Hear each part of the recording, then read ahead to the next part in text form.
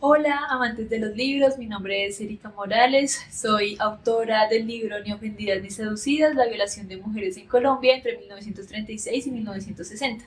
El libro analiza los discursos y las prácticas médicas, judiciales, del Código Penal desde 1936 hasta 1960 y en donde podemos identificar cómo hay unos sesgos patriarcales en el abordaje de los casos de violencia sexual y cómo hay una normalización de la violencia.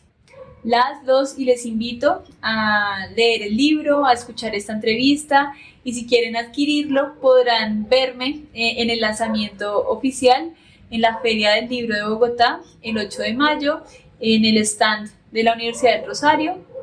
Allí estaremos como hablando un poco sobre cómo fue construir esta investigación, cómo fue la publicación de este libro y me alegraría mucho poder verles ahí. De verdad un agradecimiento muy especial a la Universidad del Rosario que creyó como en esta investigación y que ahora pues me permite poder divulgarla a muchos otros públicos. Entonces les y los esperamos en la Feria del Libro.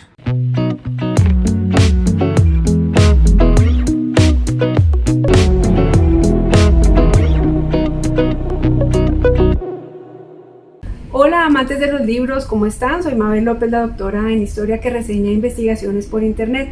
Hoy nos acompaña Erika Morales, una joven historiadora, una promesa de la historia de las mujeres que nos va a contar sobre su última publicación, su estreno, su ópera prima en la editorial de la Universidad del Rosario. Erika, bienvenida a la historia detrás de los libros. Ay, Mabel, muchísimas gracias. Hola a todas y todos y todes. Gracias por este espacio y gracias por hacer posible este sueño.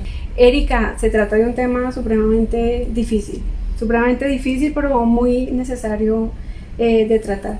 Cuéntanos inicialmente cómo llegas a este tema y digamos la dificultad de las fuentes, qué papel juega la Universidad Nacional Sede de Medellín en todo esto. Muchas gracias. Bueno, pues les cuento que el libro se llama Ni ofendidas ni seducidas, la violación de mujeres en Colombia entre 1936 y 1960. Bueno, pues como el mismo nombre lo indica, pues este tema es muy difícil, así se hable de hace 500 años, ayer, es un tema muy difícil de abordar, en especial cuando pues somos mujeres, personas feminizadas, donde nos han atravesado este tipo de violencia. Yo no conozco a una sola persona o pues como con el sexo asignado al nacer, mujer que no haya vivido algún tipo de violencia sexual, y nace precisamente pues de mi experiencia como de pronto víctima, pero también de personas muy cercanas, en donde yo me preguntaba, pero ¿por qué pasan estas cosas? Al principio era más como entender bueno, como la raíz de esta problemática. Obviamente fue muy difícil porque la raíz pues es el patriarcado y pues desde ahí uno no se puede como hacer una investigación tan larga, pero luego fue también como entender estos discursos que actualmente son tan normalizadores de la violencia, revictimizantes, que justifican todo lo que le pasa a las víctimas de violencia sexual, pues de dónde viene. No te puedo decir cómo encontré la raíz, pero lo pues duro que fue también es que incluso hace casi 100 años, en 1936, ya se manejaban este tipo de discursos. Y no es decir como es que todo es igual y hay una continuidad, no, obviamente hay unos cambios legales, culturales. Sin embargo, pues sí es una tristeza que hay una constante y es pues que las mujeres estamos en una posición de infravaloración muy grande, en donde el testimonio, sea 1936 o sea 2025, siempre será cuestionado y siempre será culpa de la mujer por alguna razón que haya, pues, lo que sea, pues este tipo de violencias. ¿Qué papel juegan las fuentes? Pues fue muy duro porque yo quería investigar sobre violación. Esto además es para darles un contexto. Es la investigación de mi monografía de grado como historiadora. Yo inicié esta investigación en 2019. Ahí estuve buscando, como que yo estaba interesada en hablar sobre violación, como ahí todavía no sabía muy bien sobre qué. empecé a buscar como fuentes. En el Archivo General de la Nación encontré como algunos casos, pero no eran como casos donde relataban muy bien lo que sucedía, sino como expedientes de unos violadores que fueron como muy emblemáticos. Entonces, como el sádico del Charquito, me acuerdo que yo todavía tengo como escaneado este expediente, pero yo decía, siento que no me dice mucho tampoco, porque no era más como descriptivo, pero no hablaban como de legislaciones, no había ninguna parte en donde la víctima pues pudiera saber qué pensaba, qué sentía. Entonces como que yo no estuve muy contenta con esto.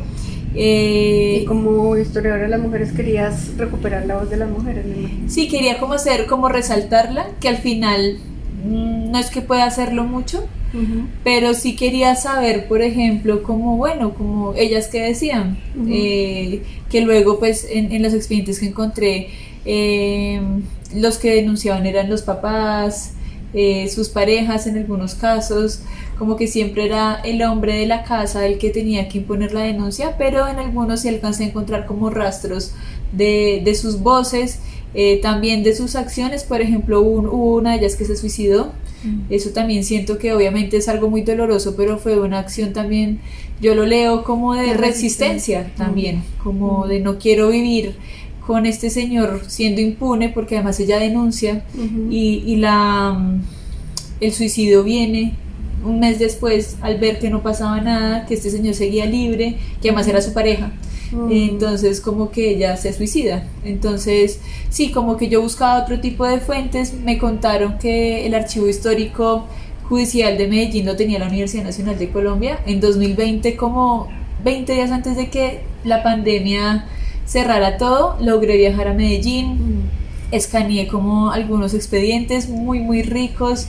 Ahí pude como entender también que no solamente, pues primero en esa época no se hablaba de violación, no era como tan fácil encontrar este término, sí, sino como violencia y fuerza. Y también hablaban mucho de estupro. Entonces fue como, bueno, ¿y qué es esto? Eso como entendió como la seducción, ¿no? Exacto, es como entendido específicamente cuando una mujer es obligada a tener relaciones sexuales con la excusa de que se va a casar con esa persona. Que para mí eso es violación, pues porque su consentimiento está viciado. Entonces yo también cojo algunos casos de violación, pero me enfoco un poco en lo que nombran en los archivos como violencia y fuerza. Y siento que el Archivo Histórico Judicial tiene como un plus, y es que es muy abierto, no es como en algunos archivos que toca pasar carta y toca hacer como un montón de burocracia para poder acceder a él, sino como que pues yo soy de la Universidad Nacional de Colombia, estoy interesada en esto, eso, listo, en estos horarios puedes venir. Y era buscar como en la base de datos, y te pasaban los archivos, porque no eran archivos digitalizados, sino yo podía ver los archivos en físico, podía ver las fotos. Maravilloso. Fue un acercamiento muy lindo. Erika, la mayoría de trabajos de violencia contra las mujeres tienen una perspectiva muy discursiva, muy del giro lingüístico, de tratar de precisamente recuperar voces, pero también de ver cómo se construyen los términos, cómo van cambiando a lo largo del tiempo, algo de historia conceptual si se quiere. Cuéntanos un poco respecto a este tema, ¿qué discursos fueron los que construyeron la idea de que digamos que este tipo de casos no eran violación? ¿O qué tipo de representaciones de las mujeres veías tú allí para que fueran invalidados sus testimonios? Sí, digamos que la razón por la que al final el propósito de la tesis no fue resaltar las voces de las mujeres, fue porque cuando empecé a leer precisamente los expedientes judiciales e identifiqué como estos discursos de los jueces, de los abogados, de los victimarios, fue como, pues aquí hay como un patrón también. Y empecé como también a mirar, bueno, ¿qué es esto de la historia con perspectiva de género?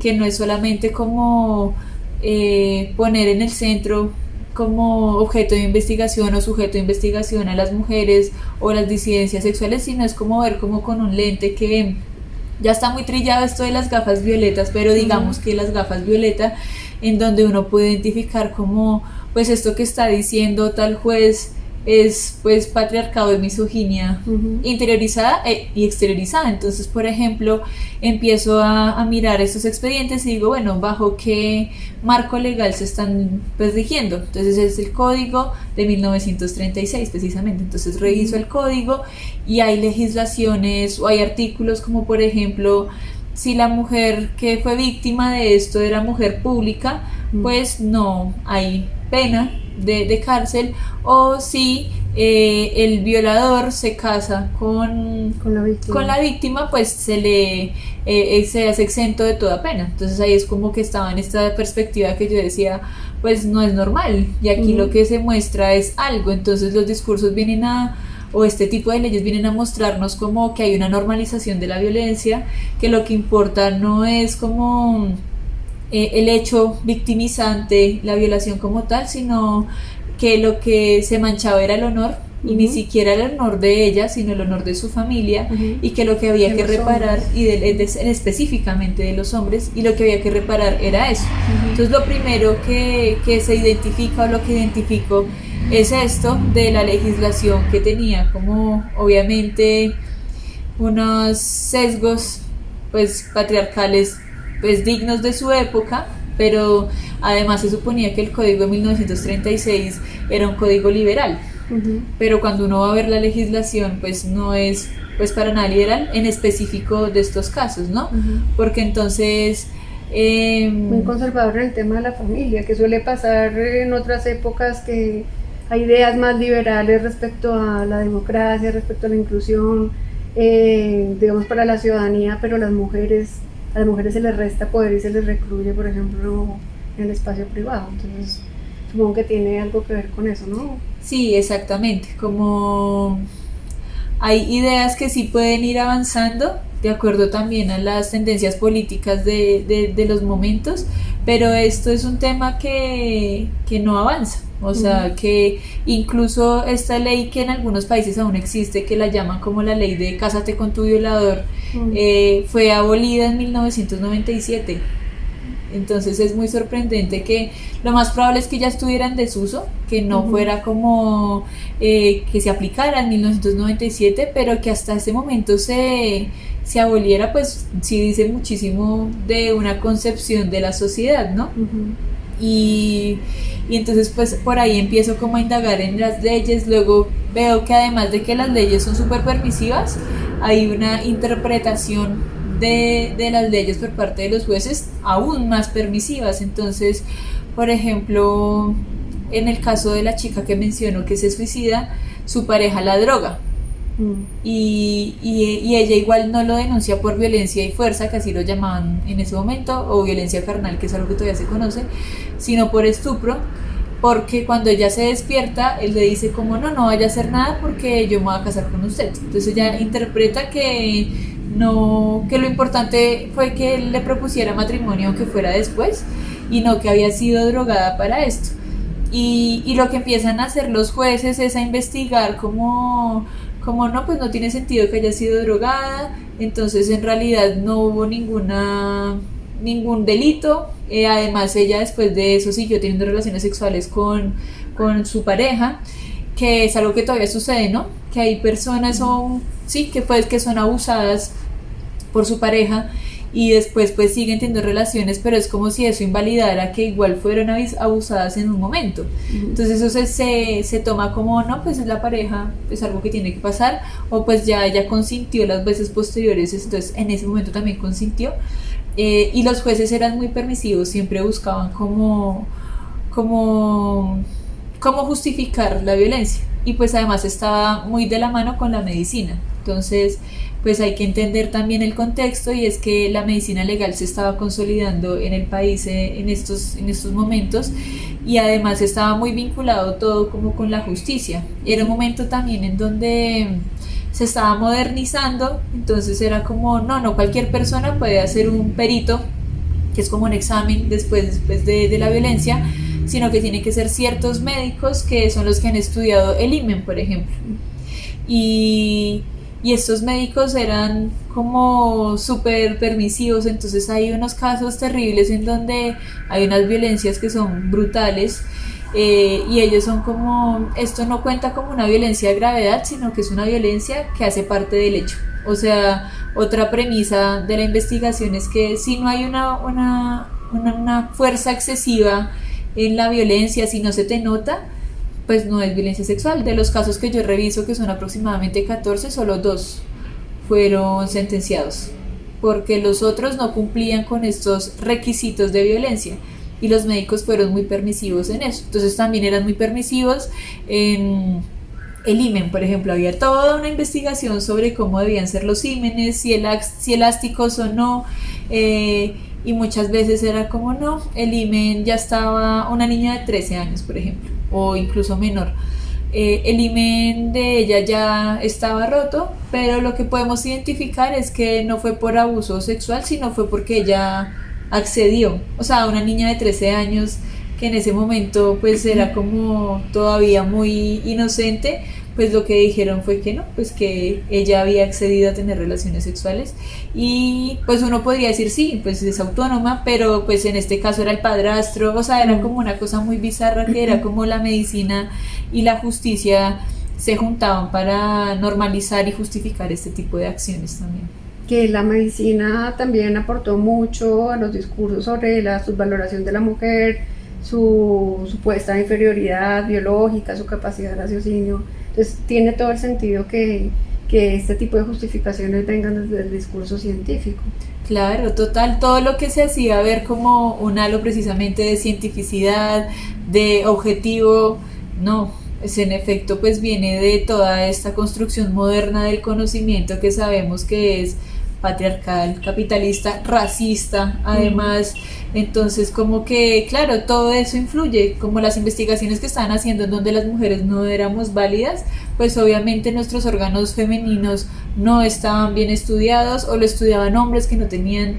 Hasta pues, el sol de hoy, ¿no? Hasta el sol de hoy, totalmente, pues que hasta ahora están dando como curas o remedios para la endometriosis, que es como, pues eso pudo haber sido hace mucho tiempo. Incluso hay un caso que es muy interesante donde se evidencia mucho como esta patriarcado epistémico, y es el caso de una niña que es abusada en Necoclí, si no estoy mal, y en este lugar no había como médicos, pues así en ese momento ya había un abandono estatal, así como lo hay ahora. Entonces dijeron los jueces de ese corregimiento, como bueno, que la revisen las parteras. Las parteras la revisaron y son las únicas de todos los casos que reviso que dicen como en efecto ella fue abusada hace 7 días porque su vulva aparece así.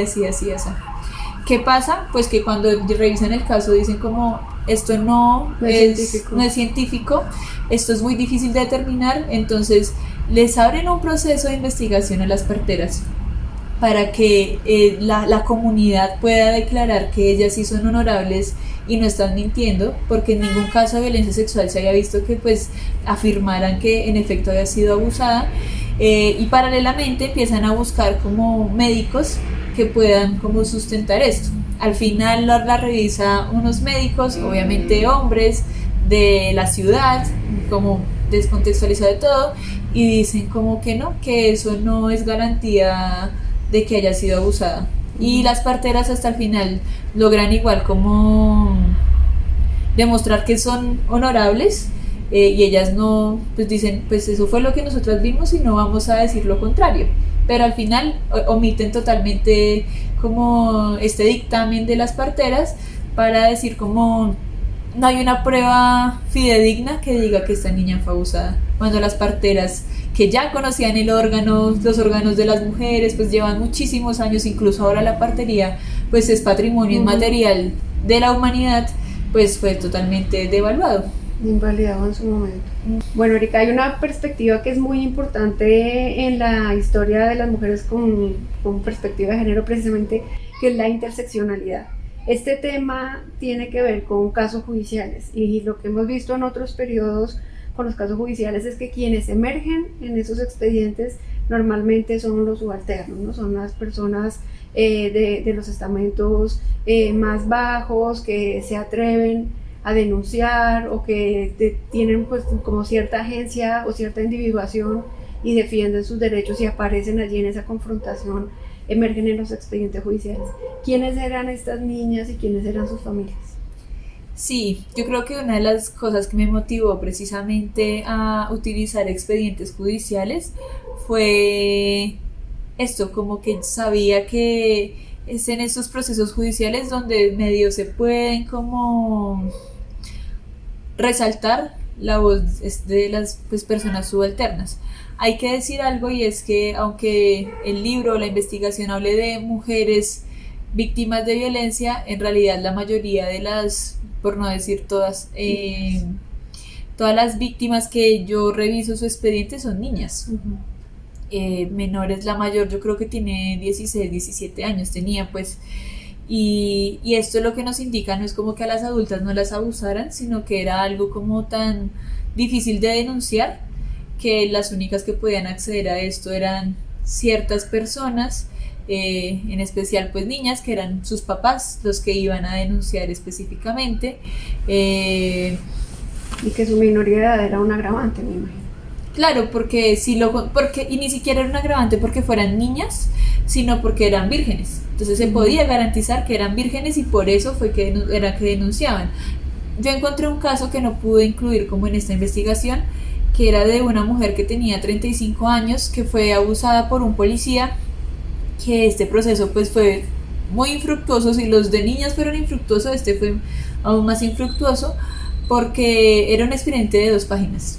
Entonces por eso no pude como rebuscar mucho ahí, pero era como, pues esta mujer ya es adulta, no tiene nada que perder, ya no tiene virginidad, que es lo único que queremos como proteger, entonces pues no vale la pena como seguir haciendo investigación.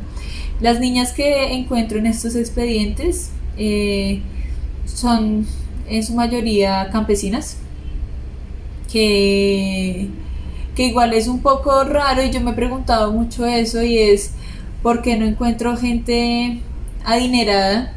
Y no porque me interese en especial, sino pues porque uno dice son las que tienen más acceso a la justicia, por lo menos a denunciar, o hasta las que más les importa o su familia les importa, como esta cuestión del honor.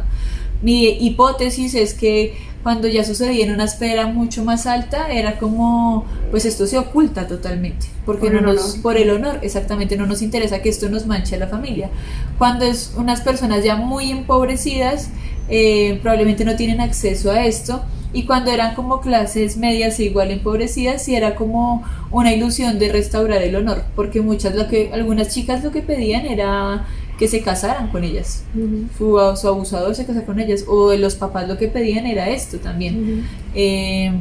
También en otras ocasiones era como de pronto no honor, pero dejar como escrito que el trabajador de tal finca hizo como ciertas cosas, pero sí, la mayoría eran campesinas. Tengo el caso de una mujer, de una chica que era como de 14 años, que sí pasó como muy cerca a Medellín, que fue el caso también que fue como exitoso, digo yo entre comillas, es que fue penalizado, en donde la denuncia como que se hizo no porque tuvieran recursos y tampoco porque le importara el honor, sino porque el abusador era el esposo de la hermana, el cuñado, y porque este señor ya tenía antecedentes de violencia con otra prima de ellas, pero además con su propia esposa, pues golpeaba a su esposa, no cumplía. Entonces hay un libro de Mara Viveros que se llama De cumplidores y quebradores,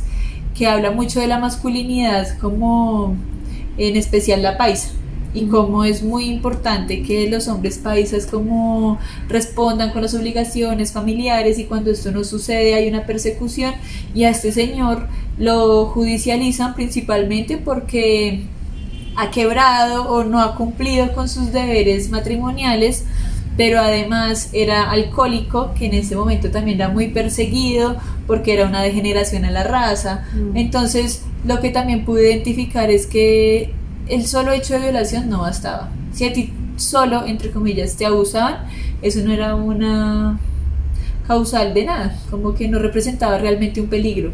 Pero si ya además eras un borracho, pero además le golpeabas a tu mujer, pero además no respondías por tus hijos, ahí ya iba sumando como factores, si no, pues no tenía ninguna relevancia para el sistema judicial de la época. Eso me recuerda mucho los casos coloniales, que normalmente cuando las mujeres denuncian la violencia de los maridos, la denuncian también asociada a la infidelidad, asociada a que están dilapidando su dote. Entonces es como una estrategia, un recurso de tal vez demostrar como otros rasgos de la persona que ha violentado, como para demostrar a la justicia hay que poner atención sobre este personaje, ¿no? Claro, y siento que es muy triste porque imagínate, pues tú que investigas la colonia has podido identificar esto, yo lo identifico a inicios del siglo XX y si nosotros vamos ahorita a mirar, las mujeres muchas veces esperan muchísimo tiempo de que pasen más cosas para poder ellas sentirse tranquilas de que van a denunciar y no van a ser revictimizadas, y aún así muchas veces pasa que van a denunciar un abuso sexual, pero les piden más pruebas como, bueno, y aparte del abuso sexual, ¿qué más pasó? Y como que es algo muy triste de que el sistema judicial pues siga teniendo estas prácticas, porque pues las mujeres en este momento pues no nos sentimos seguras tampoco de denunciar y por eso yo hablaba de que no es que exista como que todo siga igual, pues han habido unos avances en términos de leyes. Pues ya no existe esta ley, además las penas para los violadores son altas, en especial si son niños y niñas, pero bueno, dos cosas, por ejemplo, yo me considero antipunitivista, yo no creo que las penas sean una garantía de justicia. Tener todos los violadores en la cárcel no va a dejar de existir la violación, porque una de las conclusiones de la tesis es como, claro, los violadores cometen el acto, pero la sociedad lo sigue justificando, la cultura lo sigue reproduciendo, entonces podemos tener a todos allá, pero siempre va a haber otra persona porque es algo que está como interiorizado exactamente, como por el mismo patriarcado. Entonces eso pues no, pero además a pesar de que no sirve, hay en la actualidad pues no se condena. O sea, no sirve, pero si sirviera, pues igual tampoco se condena, porque sigue existiendo este prejuicio de las mujeres de que inventamos. Hay un prejuicio muy grande y es que las mujeres nos inventamos este tipo de cosas para dañarle el nombre a un hombre. Y ya se ha comprobado que esto es como el 0.2%, pero que la mayoría de casos son reales, pero no, como que se quedan con estas cifras. Y en ese momento también ya pasaba. Hay un libro que es muy bueno que se llama Los violadores, de Johanna Burke, y ella hace como una genealogía y reconstruye como este mito del hombre que le inventan que es un violador. Obviamente hay casos y ahí por eso hay que tener en cuenta como mucho la interseccionalidad, y es, en efecto, a los hombres afrodescendientes en Estados Unidos, las mujeres blancas burguesas sí inventaban muchas veces este tipo de casos para reflejar también este racismo que tenían, pero hay otros casos en los que no es así, y en este contexto colombiano puede pasar, pero lo que digo, como la prueba es que es muy, muy reducido como este porcentaje. Entonces sí, como que es muy triste que desde la colonia las mujeres siempre hayan tenido esas estrategias y que en 2025 sigan teniendo este tipo de prácticas, porque pues la justicia no funciona. Erika, ¿este tema ha sido ampliamente trabajado por la historiografía o no? Y por las ciencias sociales. Me imagino que con Rita Segato hay una aproximación, porque si no estoy mal, ella precisamente entrevista violadores para tratar de entender qué los motiva a cometer estos actos. Si quieres, cuéntanos un poquito, nos has ido mencionando algunas autoras, a quienes leíste y cuál es el estado del arte de tu tema. Sí, cuando yo recién inicié, como les decía, en 2019, era muy difícil, no había casi investigaciones en Colombia. Podría equivocarme, pero habían 3, si al caso, y eran también como monografías, artículos. O de otros periodos, ¿no? Lady Torres Endales trabaja para Colombia. Sí, y yo iba a decir como que ya después Lady Torres, ahorita que incluso ya también publicó su tesis de doctorado, se la recomiendo porque también hace una reconstrucción de estos discursos en la colonia, pero en ese momento cuando yo inicié esta búsqueda, no estaba, o yo no tenía conocimiento. Habían unas investigaciones en Medellín, había unas investigaciones en la costa atlántica también, pero ninguno de este periodo específico. Entonces yo empecé a meterme más por el lado de el feminicidio, como entendiendo pues cuáles son las vertientes, cuáles podían ser precisamente las fuentes, los abordajes teóricos, y así fue que empecé a acercarme como al tema. Afortunadamente yo siento que ahorita ya hay más investigaciones, por ejemplo la de Lady, que yo siento que es como un complemento a la mía porque ella trabaja otro periodo histórico, pero lo que identifica son cosas muy parecidas. Lo vimos en un seminario de México al que nos invitaron a escuchar el trabajo de Lady, ¿no? Sobre todo esa continuidad en los argumentos, en la parte discursiva, las representaciones de la mujer. Esta que tú mencionabas de siempre tener que mostrar un montón de pruebas, eso es algo que también se menciona como en esta investigación. Entonces como que sí hay unas continuidades, pero sí como que si uno dijera no, mira, los autores o autoras que han trabajado este tema son tal, no, en Colombia no, es muy difícil. Como que yo creo que Lady Torres sienta un precedente, creo es acá también siendo muy, no sé cómo se dice, como poco modesta. Yo también puedo estar sentando un precedente en este tema. Gracias. Pero sí, es como difícil. Y en términos teóricos, primero empecé como a abordarlo con Catherine McKinnon. Catherine McKinnon ha trabajado como la violencia sexual y la violación, pero ella sí es mucho más como punitivista. Ella incluso es feminista radical. Yo me distancio un poco de sus planteamientos, pero me parecía interesante algo que ella planteaba, y es sobre cómo el Estado es el que viola a la mujer, por decirlo así, porque precisamente su sistema judicial y penal permiten esas cosas, exactamente. Luego también pues la maravillosa Rita Segato, que es muy interesante porque Rita trabaja con los violadores precisamente desde esta incógnita, como bueno, pero que tiene en la cabeza un violador, ¿no? Y es precisamente esta normalización de la violencia. O sea, para ellos es como, o unos no tenían ni idea que habían hecho algo malo, que disponen del cuerpo femenino porque tienen que suplir una necesidad fisiológica. No, es que lo que dice Rita es que ni siquiera hay deseo, ni siquiera hay algo fisiológico. Es como que ella decía, es muy raro porque cuando hay una violación es una conversación entre hombres. Entonces ya por eso dice que la violación es como el principal problema, es como la masculinidad, el constructo de masculinidad, porque muchas veces se violaba por castigar, no solamente a la mujer, sino al hombre que la acompañaba. Entonces como conflicto armado está lleno de esas cosas. Exacto, ella es especialista en eso precisamente, y es como la mujer pues es un objeto ni siquiera de deseo, porque ella sí es que no les produce pues satisfacción sexual, simplemente es como te castigo porque hiciste eso, o contigo estoy castigando a tu familia porque me hicieron esto, o a tu comunidad, y en otros casos era aún así no estuvieran estas cosas y fuera en la calle, cuando el hombre estaba cometiendo como este acto, estaba pensando en otros hombres. O sea, que como una especie de pulsión homosexual reprimida, ¿o? No, ella nunca lo menciona así.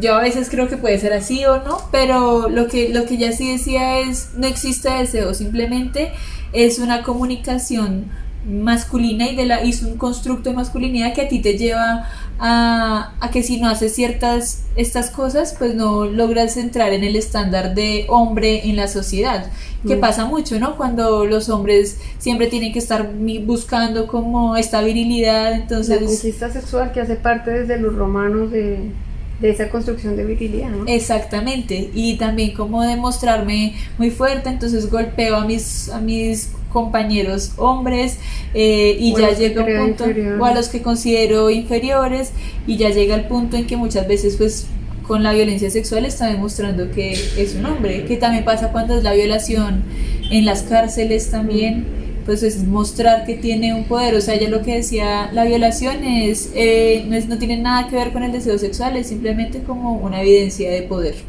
está relacionado totalmente con el poder.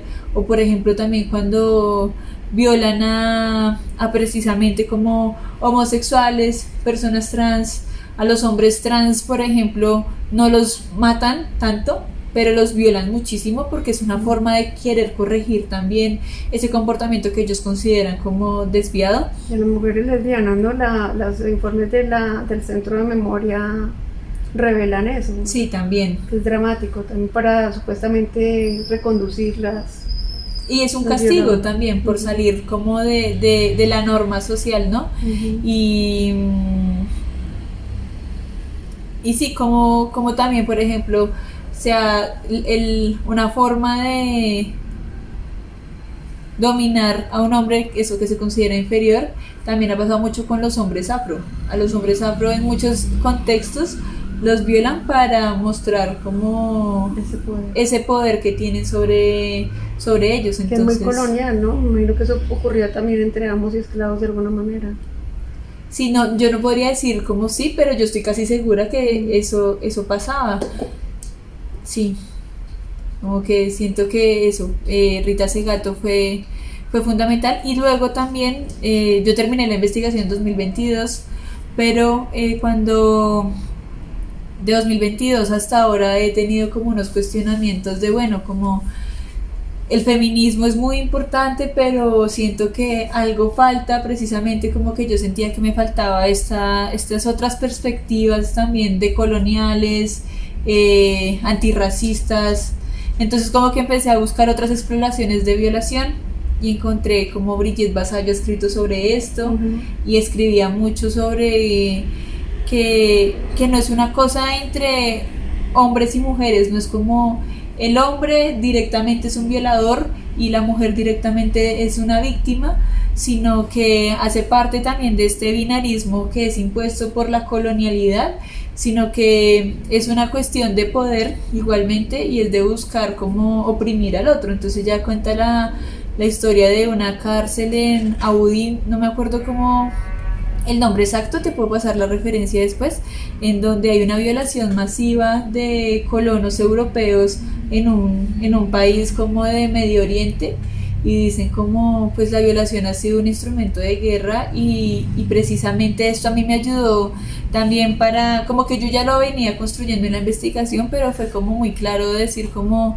acá no es de víctimas y victimarios, acá hay un contexto grandísimo. Que otra fuente de inspiración que había olvidado mencionarte fue el performance de Un violador en tu camino, que es como, es el Estado, es el presidente, es el juez, es todo el sistema capitalista, patriarcal, racista, que a ti, pues que viola a el las consumo personas. de los cuerpos, el mismo modelo económico. El mismo modelo económico, el capitalismo está totalmente relacionado con esto. Entonces como que, además es muy interesante porque cuando yo inicié en este camino de investigar, mi enfoque sí era como perspectiva de violadores y qué decían las víctimas.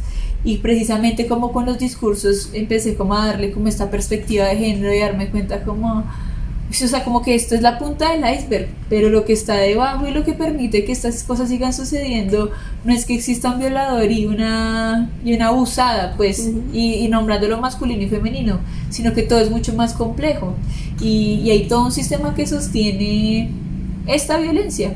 Y ni qué decir de la violencia contra los niños, ¿no? Los niños varones también, que es algo dramático también, ¿no? Las infancias, o sea, y ahorita grande, hablando con muchos amigos, amigas, amigues, todos hemos tenido una experiencia en nuestra infancia. Y cuando digo todos es niños, niñas, niñes, o sea, porque siento que precisamente hay que salirnos de esta idea de las únicas víctimas son las mujeres, porque o sea, definitivamente es cualquier ser que lo vean vulnerable, cualquier ser al que quieran mostrarle un dominio, y el abuso infantil es alarmante, o sea, en ese momento y en este momento, y los niños, y hay un subregistro, porque muchos de mis amigos que yo he hablado con ellos, pues nunca lo han hablado, nunca lo han denunciado, pero pues está. Es algo doloroso que se inscribe en el alma y nunca se borra. Exacto, no se borra, no se comunica, y es algo que está muy estigmatizado. Y que las familias tampoco lo quieren hablar. Es algo que se va ocultando y de pronto es incluso el cuerpo de las futuras generaciones el que habla, ¿no? Cuando el cuerpo avisa no sé, de síntomas del mismo árbol familiar, lo que dice la teoría transgeneracional, se manifiesta en manera de enfermedad, ese tipo de cosas que se callan, ¿no? Sí, incluso hay una investigación que una amiga hizo hace poco, ella se graduó ayer precisamente como es su maestría, y su tesis fue como el TOC fue una protección para ella, pero cómo se desarrolla el TOC, que es el trastorno obsesivo compulsivo y es por un abuso sexual en su infancia. Y es que ella empieza a volverse súper meticulosa por también esta experiencia, y lo que ella dice es como, pues sí, fue muy, muy fuerte, pero bueno, por mucho tiempo ella lo olvidó porque así funciona también la mente. Pero el TOC fue un mecanismo de protección también para ella. Entonces, como esto, de una u otra manera a veces sale. Y también vi una clase que también me ayudó mucho, eso fue en pandemia, que se llamaba como la fuerza del silencio, algo así. Entonces era como hablar de por qué muchas víctimas, no solo de violencia sexual, sino del conflicto armado, no hablaban sobre el tema. Y es como el silencio, aunque está muy estigmatizado, porque siempre es como, es que tienes que hablar, tienes que hablar, tienes que hablar, y es como, pues el silencio es una manera también de protegerse, pero el silencio también no significa que no esté sanando o no esté pensando en eso constantemente, sino es una manera también de poder sobrellevar toda esa carga, no solo emocional, sino social que tiene. Entonces, como que también en las familias hasta, o sea, es muy doloroso, pero hasta uno entiende porque la gente no está preparada para recibir eso, no está preparada para reconocerlo, ¿no? Que sus mismos integrantes son abusadores. Muchas veces incluso jóvenes de la familia que violan a los niños porque creen que esa es la manera de iniciarse sexualmente ellos, claro, abusando a una criatura. Y también porque probablemente fueron abusados, ¿no? Es una cadena perversa, pero así es. Cuando a veces uno está en el movimiento feminista, es como, denuncia al abusador de tu familia, no calles, y es como, y si el abusador de tu familia es tu papá, no lo hace menos papá. Sigue siendo muy doloroso, pero ¿y qué pasa como con todo? O sea, es que es mucho más complejo el entramado, ¿no? Y no es solamente decir, es que no eres una buena feminista si permites esas cosas o no denuncias, sino que es como las mismas dinámicas familiares, y también entender que hay afectos, o sea, claro, tal muchas persona... contradicciones. Sí, hay muchas contradicciones. Sigue siendo la familia. Exactamente, es como, no sé, un tío hace eso, pero mi tío tiene a su hija, claro, y su hija de pronto sabe que hizo eso, pero es como, pucha, pues es un violador, pero además también es papá, pero además también es amoroso, pero además también puede ser un maltratador, como que, o sea, esta investigación en este último tiempo, 2022 a 2025, ha sido como... es mucho más complejo. Igual es muy difícil, ¿no? Y es algo que todavía está como trabajándose, pero como que yo estoy también, después de investigar sobre ese tema, que no solamente quiero como visibilizar lo importante, sino que para mí era, bueno, ¿y ahora qué? Como los pececitos de Buscando a Nemo, que es como, bueno, ya hice esto, ya entendí muchas cosas, pero ¿y esto cómo hago para transformarlo en mi realidad inmediata? Entonces, claro, al principio era como exigiendo penas más altas. Luego como preguntándome cosas, no, eso no sirve. Bueno, pidiendo como una reparación simbólica en donde el violador haga tal cosa, y es como muchas veces eso tampoco funciona porque la víctima no lo quiere. Entonces como que ahí ando en esas indagaciones personales, profesionales, académicas, como en torno a esto, que no tengo la solución, pero sí es algo que me gusta, como me gustaría indagar, como bueno, ya tengo este problema histórico y del presente. Ya me he dado cuenta que no funciona como este tipo de peticiones, este tipo de penas también, es como bueno, como hacia dónde ir, me gustaría así como ir más hacia la transformación. Erika, hemos hablado un poco como por los laditos del costo emocional de trabajar este tema. A los y les historiadores se nos pide tomar distancia del objeto de estudio Tal vez por eso supongo yo que el periodo es lejano, no trabajaste historia del tiempo presente. ¿Cuál es el costo emocional como mujer para trabajar estos temas? Porque, por ejemplo, en mi caso, que trabajé violencia contra las mujeres en el periodo colonial, leer esos expedientes era desgarrador, o sea, tocaba a veces tomar distancia, porque es imposible no sentirse afectada como mujer cuando estás viendo violencia sobre el cuerpo de las mujeres. Sí, pues fue muy duro.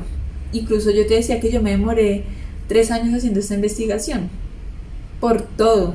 O sea, el costo emocional fue muy alto, porque además, pues esto sale de unas vivencias personales, tal vez no directa, pero sí indirectamente, y leer eso era recordar constantemente lo que yo escuchaba, lo que había vivido o cosas así, era como no.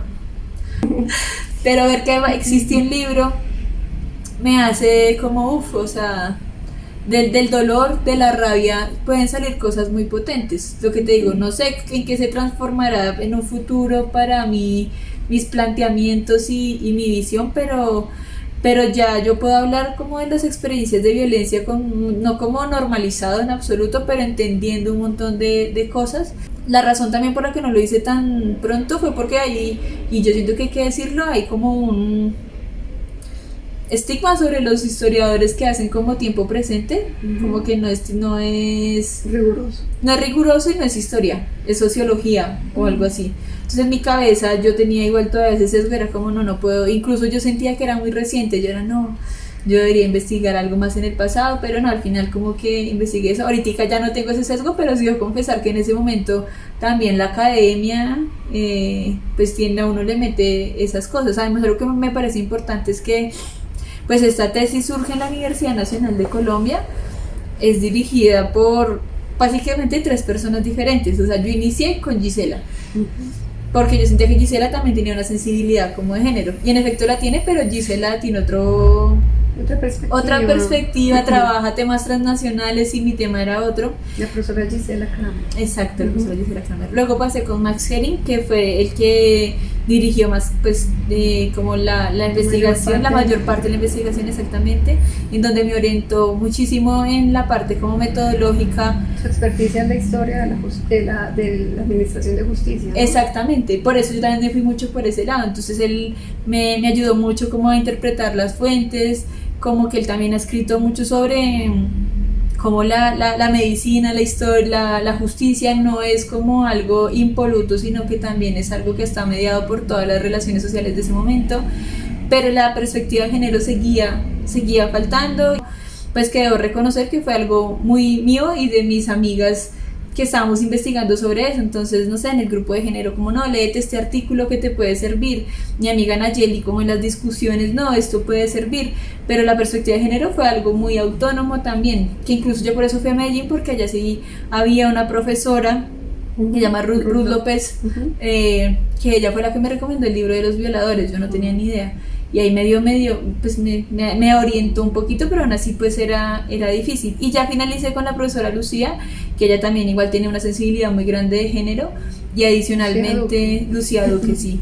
Y adicionalmente pues era muy comprensiva, yo en ese momento trabajaba, porque la tesis además no era solamente duro por la parte del tema, sino todo.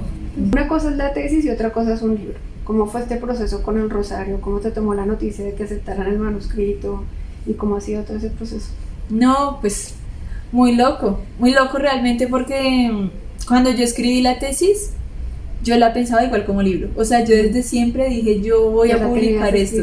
Con esa estructura. Sí, como que yo pensaba, claro, estructura de investigación, pero por ejemplo mi familia, que no es muy cercana a lo académico, cuando yo les explicaba como lo que yo estaba haciendo, como que no entendían. Entonces mi manera de explicarles, me acuerdo mucho que una vez yo le explicaba a una prima como, haz de cuenta que yo estoy escribiendo un libro, estoy escribiendo el capítulo 1, estoy escribiendo el capítulo 2, las conclusiones, ya entiendo. Entonces como que desde ahí yo dije, pues para que mi familia entienda qué es lo que estoy haciendo, yo tengo que publicar esto como un libro. Incluso un amigo que se llama Sebastián Maldonado, el día de mi grado, él imprime mi tesis y me la imprime como libro y le mando a hacer portada y todo y dice como, mira, este es tu libro. Y todos era muy bonito porque toda la gente que me apoyó en la tesis era como, eso va a ser un libro. Y yo desde siempre hablaba con todo el mundo como yo de alguna forma lo voy a publicar, sea el otro año, sea en 2030, pero lo voy a publicar. Me acuerdo que tú desde el principio también me apoyaste, como que siempre supiste la investigación. En el semillero de Estoy en el Magdalena, semillero, ¿no? que también fue muy bonito porque lo recibieron todas las personas de una manera muy amplia. Ahorita que publiqué el libro, mucha gente me escribió que estuvo en el semillero, como desde que vi tu tesis, tu investigación era muy linda. Qué bonito, como un semillero puede conectar y ir generando conocimiento, pero en red, ¿no? Sí, total, no, los semilleros, los grupos de investigación, los grupos activistas, todos es tan necesario porque eso, primero, te ayuda como a construir conocimiento, como te contaba con el grupo de género, era como ayudándonos en nuestras propias investigaciones. En pandemia nos aliamos también con el grupo que era un semillero de investigación, pero también un grupo activista de los Andes, y ahí igual como que reuníamos a hablar de las investigaciones y todas aportando. Y con las del Valle también ustedes tuvieron mucho contacto. Y con las del Valle, total, no, nosotros intentamos hacer una red feminista de historiadoras que al final no logramos hacerlo, pero pues que queríamos era como eso. Pero puede estar ahí y seguir. Todavía está el sueño, sí. Y luego también el semillero, como que algo que yo hago mucho énfasis en el libro, es como, esto no es mío. Es colectivo. Es siempre colectivo. Toda investigación es colectiva. Incluso la familia. Todo, ¿no? O sea, a mi familia, digamos, está ahí muy presente, pues por todo ese apoyo en la universidad, pero también ese ejemplo de resistencia. Yo era mi papá llegar cuando yo era pequeña así, todo lleno de grasa, mi mamá también en su lucha diaria, como a sus triples jornadas de trabajo, como ahí vendiendo herramientas de zapatería, pero a la vez también cuidándonos, como que es toda una construcción. Yo decía, como es que llegar a este punto es... Yo me siento como que todas las personas me están sosteniendo. Es muy lindo porque como que cuando yo pensaba como, bueno, ¿y yo por qué pensé en esto? No. O bueno, ¿y por qué llegué al libro? No. ¿Qué Mabel? No. ¿Y por qué tal cosa? No, como que de verdad que el libro como tal, no solo la investigación, es esa mano, es la mano de mucha gente. Esto es una construcción colectiva, esto es un logro colectivo. Entonces el libro ha sido muy lindo porque eso primero fue como también reevaluar la investigación y eso, decir como yo soy una persona diferente a la del 2022 y poder hacer algunos ajustes, otros no, pero como que también fue lindo leer y decir, no importa si lo que se publica no es totalmente yo, pero es el resultado de un momento de mi vida que también fue pues muy importante. Y cuando cuando empezamos todo este trámite, las dos también pues al principio yo sentía como que no iba a pasar, ahí lo que tú dices, el síndrome del impostor, además se demoraron un poquito y yo como, no pasó. Cuando llega la noticia y que sí, y me mandan los dos conceptos de evaluación. ¿Qué te dijeron tus evaluadores? Como es anónimo, no tengo ni idea quiénes fueron, pero una persona fue como, está muy bien profundizado, como que pasa sin comentarios. Y yo, wow. La otra persona me dijo que pasaba con comentarios, pero el único comentario era que no fuera estructurado como investigación, o sea, como que no fuera introducción. Sí, la portada es muy, muy importante para mí porque yo decía, es que yo quiero que la portada no sea como de cualquier libro, yo quiero que sea algo muy, muy potente. Yo volví a tener contacto con una amiga que ella es artista, pero trabaja con historiadores y trabaja mucho con archivos, y ella, no, mira, este archivo de Vamos Mujer, también del Laboratorio de Fuentes de Medellín, tiene unas fotos súper potentes. Entonces ella me decía, ¿qué quieres en él? ¿Qué quieres en la portada? Y yo decía, yo quiero que la portada sea un complemento al libro, en el sentido de que en el libro no pude resaltar como yo quería las voces de las mujeres.